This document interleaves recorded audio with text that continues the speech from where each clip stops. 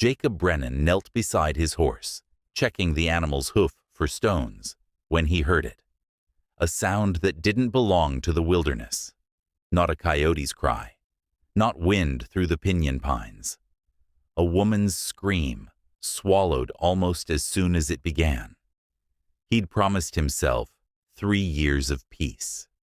3 years since he'd hung up his badge in Santa Fe, walked away from blood-soaked streets, and wanted posters that never seemed to empty.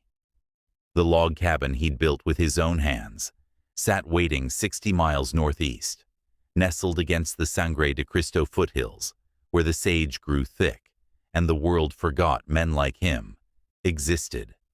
But some instincts didn't retire.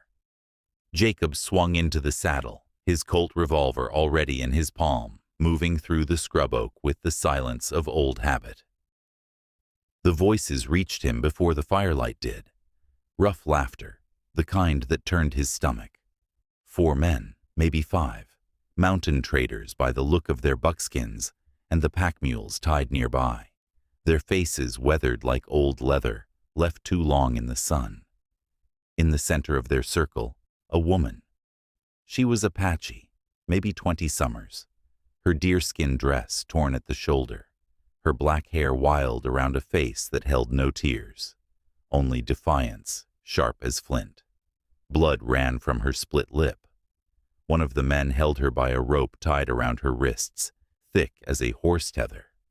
Pretty things got spirit, the rope holder drawled, spitting tobacco juice into the dirt. Gonna enjoy breaking that. Jacob's jaw tightened. He'd seen this before, seen worse.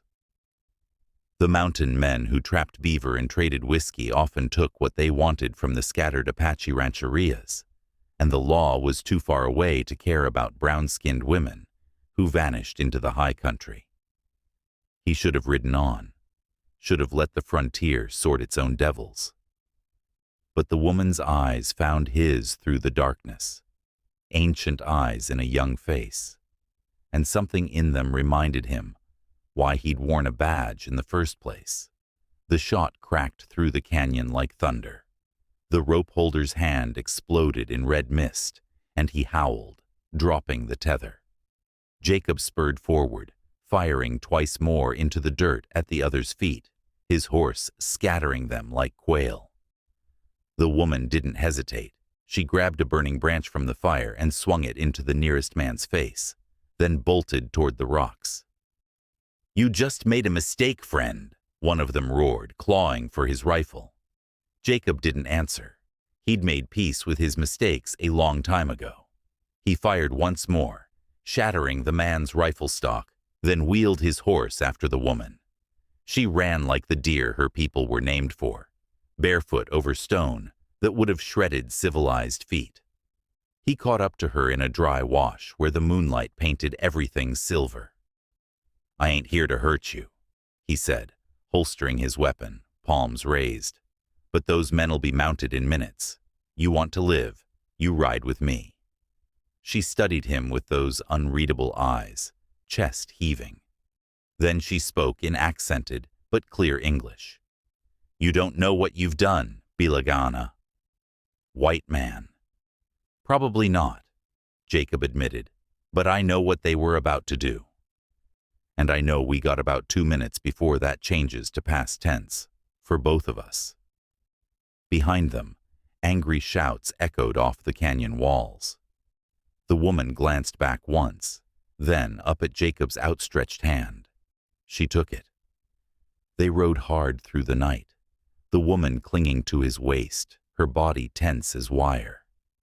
Jacob pushed northeast, away from the canyon, toward the Badlands, where the ground turned to dust and stone, and a man could lose 20 pursuers in a maze of arroyos. His horse began to labor after the first hour, foam flecking its neck. Dawn broke like a wound across the eastern sky, all red and gold, bleeding into purple.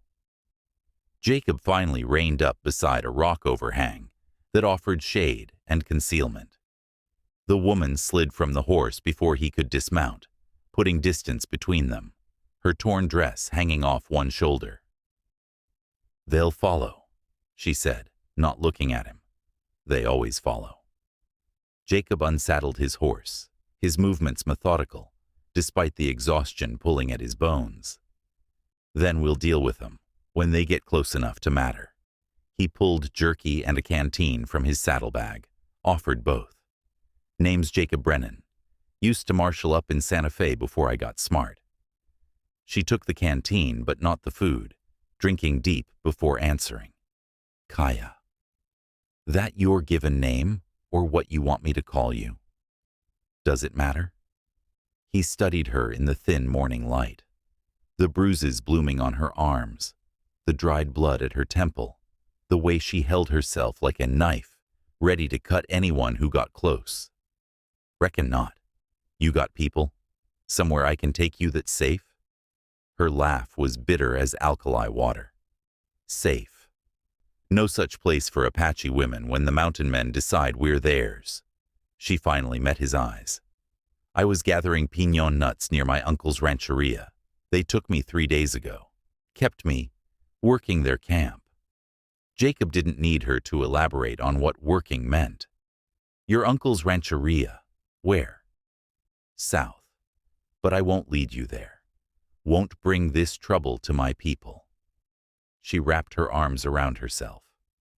"Those men, the one who held my rope, his name is Cutler Boone. His brother runs with him, and there are more. A whole clan of them up in the high peaks.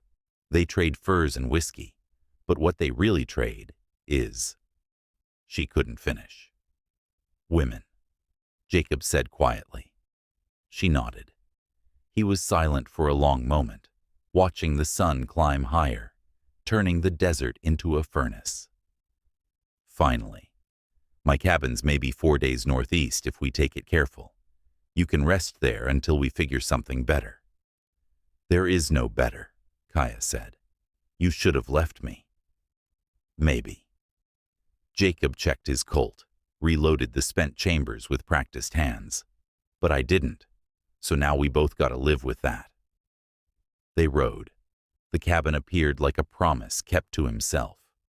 Rough-hewn logs chinked with mud, a stone chimney rising against the mountain backdrop, a small corral holding 2 goats and a milk cow. Wildflowers Jacob couldn't name grew in defiant patches around the doorstep.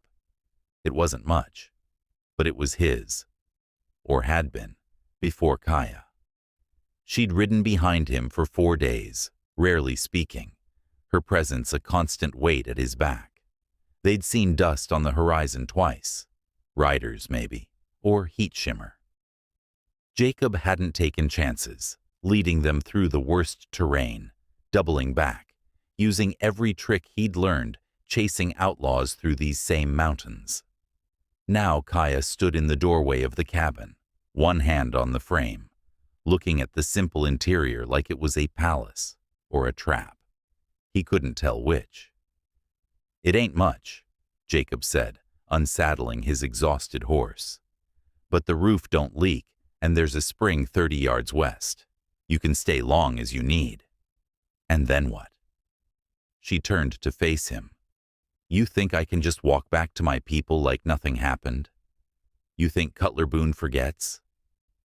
Jacob carried the saddle to the small lean-to he'd built for storage. "I think you're alive. That's enough for today. Tomorrow can wait." But tomorrow came sooner than either of them wanted. The first week passed in careful silence. Jacob hunted, tended his animals, worked on repairs he'd been putting off. Kaya kept to herself, watching him with wary eyes, sleeping on a pallet he made near the fireplace, while he took the floor on the far side. She was healing, the bruises fading to yellow, the split lip closing. But something in her remained broken, and Jacob recognized it because he saw the same fracture when he looked in his shaving mirror. The second week, she started to help. Small things at first, drawing water, gathering eggs from the chickens he'd gotten from a trader. She moved through his space like a ghost, there, but not quite present, and Jacob gave her room, the way you'd give a spooked horse space to settle. One evening, As the sun painted the mountains gold, she spoke. Why? Jacob looked up from the harness he was mending. Why what? Why help me? You don't know me. My people and yours. We've spilled each other's blood for generations. Why risk your life for a woman whose name you didn't even know? He was quiet for a long time. Needle and thread paused in his weathered hands. Used to know a girl in Santa Fe, he finally said. Mexican, sweet as spring water. Some cowboys got liquored up one night, decided she was fair game. I was too late. He pulled the thread tight, testing the repair. Told myself if I ever got another chance, I wouldn't be. Kaya's eyes glistened in the firelight. You can't save everyone. No, Jacob agreed, but I could save you. Seemed like enough reason. That night, for the first time, she didn't flinch when he moved past her in the cabin's narrow space. The third week, autumn came to the high country. Aspens turned gold on the mountain sides, and the morning air carried frost's first warning. Jacob was splitting wood when Kaya emerged from the cabin wearing a dress he'd traded for in town. Simple calico, nothing like her torn deerskin.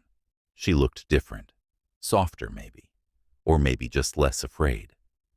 I've been thinking, she said, and something in her voice made him pause mid-swing. About what you said, about tomorrow. Jacob lowered the axe. Yeah? Maybe tomorrow doesn't have to mean leaving. She stepped closer, close enough he could see the doubt and hope warring in her eyes. Maybe it could mean staying.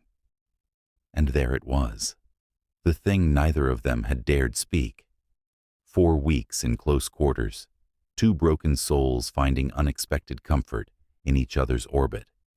It wasn't love, not yet, but it was something that could grow into love, given time and tenderness. Kaya, he said slowly, I ain't the man you should be tying yourself to. I got history, blood on my hands from my martial days, and those mountain men are my burden, she interrupted, not yours. I'm the one who brings danger here. I'm the one who should leave. But you won't, Jacob said. It wasn't a question. No. She reached out, touched his hand, the first time she'd touched him voluntarily since that night in the canyon. Because here, in this place you built with your own hands, I feel something I haven't felt in years. Safe. And I think maybe you feel less alone, too. He did. God help him. He did. They were married a month later by a circuit preacher passing through the small settlement 20 miles south. Jacob sold 2 goats to buy Kaya a ring. Simple silver, no stone. But when he slipped it on her finger, she looked at it like it was forged from starlight. The preacher seemed skeptical, this weathered white man and Apache woman standing before him. But Jacob's money spent the same as anyone's. Winter came hard and early to the mountains, locking them in with snow and silence. Jacob taught Kaya to read by firelight, his fingers guiding hers over the words in his battered Bible. She taught him words in her language, laughing at his clumsy pronunciation, and slowly, so slowly, the walls between them crumbled. On a night when the wind howled like wolves and the fire burned low, Kaya curled against Jacob's chest, her head over his heart. I wish, she whispered, that I had been free when you found me, that I could have come to you without bringing this shadow. Jacob stroked her hair, black as raven wings. We all got shadows, Kaya. Least now we got someone to face 'em with. She fell asleep in his arms, and for the first time since leaving Santa Fe, Jacob Brennan felt something like peace. He should have known peace never lasted in country this hard. The riders came with the spring thaw. Jacob was repairing the corral fence, his hands still stiff from winter, when he saw them. 3 dark shapes moving against the greening mountainside.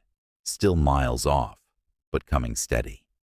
He knew immediately what they were, who they were. "Kaya," his voice cracked like a whip.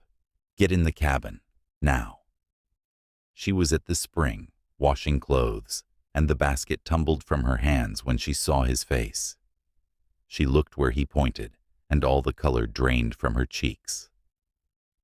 "Boone," she breathed. Jacob's mind raced, calculating distances, odds, options. All of them bad. The cabin had one door, 2 small windows. He had his Colt, a rifle, maybe 30 rounds of ammunition. 3 men could surround the place, wait them out, burn them out, unless they didn't want to wait. "Listen to me," Jacob said, gripping her shoulders. "There's a root cellar under the cabin floor, behind the water barrel. You get down there and you don't make a sound, no matter what you hear. Understand?" "No." Her eyes were fierce. "I won't hide while you—" "This ain't about courage, Kaya. It's about living. You get in that cellar and you survive, and if I don't, you run. You get to your people and you don't look back." Tears streaked her face. "Jacob, go. Now. That's an order from the last marshal you'll ever know." She went, but she kissed him first. Hard and desperate, and tasting of salt. Jacob watched her disappear into the cabin, then turned to face the approaching riders. He checked his revolver, chambered a round in the rifle, and walked out to meet his fate in the middle of his own homestead. They reined up 30 yards out, 3 men on horses too good for honest trappers. The one in the center wore his beard long and his hate plain, Cutler Boone, judging by the scarred hands and dead eyes. His right hand was wrapped in dirty bandages, still healing from where Jacob's bullet had shattered it months ago. "Brennan," Boone said, his voice like gravel sliding down a tin roof. "That's your name, right? Heard about you in town. Ex-marshal. Thought you'd retired." "Thought you'd have moved on," Jacob replied evenly. "Plenty of other women to ruin. Why chase this one?" Boone's smile was a knife. "Because she's mine. Bought her fair from her uncle last fall. Cost me 2 rifles and a barrel of whiskey. That makes her property." He shifted in his saddle, and Jacob saw the others, the brother probably, and a third man built like a bear, ease their hands toward their weapons. "Property I want back." "She's a human being," Jacob said quietly. "And she's my wife now. Legal married. You got no claim. Your wife." Boone spat the words like poison. "You married my whore and think that makes it right." He leaned forward. "I'll give you one chance, Brennan. Send her out right away, and maybe we don't burn your little paradise to ash." "Maybe." Jacob's grip tightened on his rifle. "Can't do that. Then you're a dead man." Everything happened at once. Boone and his men drew, their revolvers clearing leather in practiced unison. Jacob fired first. His rifle shot, taking the brother through the chest, the man tumbling backwards off his horse in a spray of red. Then he was moving, diving behind the water trough as bullets chewed splinters from the cabin wall behind him. Return fire came like thunder. Jacob rolled, came up firing, his Colt barking 3 times. One shot went wild. One killed the bear-built man's horse, dropping the animal and trapping its rider. The third caught Boone's shoulder, spinning him, but not dropping him. "You son of a—" Boone's curse ended in another volley of shots. Jacob felt the burn across his ribs, knew he was hit, didn't let it slow him. He fired again, emptying his Colt into the bear man's chest as the trapper struggled free of his dying horse. The man fell heavy, twitched once, and lay still. Then silence, broken only by the ringing in Jacob's ears and his own ragged breathing. Cutler Boone stood beside his horse, one arm hanging useless, his other hand holding a revolver aimed square at Jacob's head. Blood soaked his shirt, but his eyes burned with fevered hate. Should have rode away, Boone rasped. Should have. The cabin door flew open. No, Jacob shouted, but Kaya was already running, something clutched in her hands. His spare revolver, he realized. She ran straight at Boone, firing wild, her inexperienced shots kicking up dust. Boone turned, his weapon tracking her with terrible certainty. Kaya! The gunshot cracked across the homestead. Kaya stumbled, the revolver falling from her hands. She took 2 more steps, her legs folding, and collapsed, 10 feet from Jacob's position. The calico dress bloomed red across her stomach. Something inside Jacob shattered. He surged to his feet, roaring, charging Boone with nothing but a hunting knife. Boone fired twice more, 1 bullet grazing Jacob's temple, the other missing entirely. Then Jacob was on him, driving the knife up under Boone's ribs, twisting, feeling the man's hot breath on his face as the life left his eyes. They fell together, hunter and hunted, locked in death's embrace. Jacob crawled to Kaya through dirt that had turned to mud with blood. His, Boone's, hers, all mixing together like some terrible communion. She lay on her back, staring up at the spring sky, her breathing shallow and wet. Kaya. He gathered her into his arms, his hands already red, trying to stop the bleeding. Stay with me, please, stay with me. Her eyes found his, those ancient eyes, and they held such sorrow. Jacob. Blood flecked her lips. I wished I had never. Don't. Tears he'd thought dried up years ago burned his face. Don't you dare. Never dragged you into this. She touched his cheek with trembling fingers. You gave me such beautiful months. I was happy. Thank you for being too stubborn to ride on. Kaya, no, we'll get you to town. There's a doctor. Jacob. Her voice was fading, soft as the wind through the aspens. Let me go. Let me go home. He held her as the light left her eyes, held her long after she'd gone still, rocking her like a child, keening a sound that belonged to no language. The sun climbed higher, indifferent. The mountains watched, eternal and uncaring. And Jacob Brennan learned what he'd somehow never truly understood in all his years of violence. Sometimes the most dangerous thing you can do is care. They found him 3 days later, a rancher, passing through, drawn by the smell. Jacob sat in the dirt of his homestead, surrounded by 4 bodies he hadn't buried, cradling his wife against his chest. He didn't speak when they tried to talk to him, didn't eat when they offered food. The cabin still stood, untouched. His animals wandered loose. Everything he'd built remained intact. Everything except the man who'd built it. They took him to town, got him patched up, asked their questions. Jacob answered in a voice that belonged to someone else. Yes, it was self-defense. Yes, the mountain men had attacked first. Yes, his wife was Apache. No, he didn't need anything. He left town a week later, his wound still seeping, his eyes hollow as caves. The cabin remained behind, slowly surrendering to the elements, becoming just another ruin in a territory full of them. Some said they saw him sometimes, drifting through the high country, a ghost among ghosts. Others claimed he'd gone back to marshalling, grown harder and colder, killing without conscience.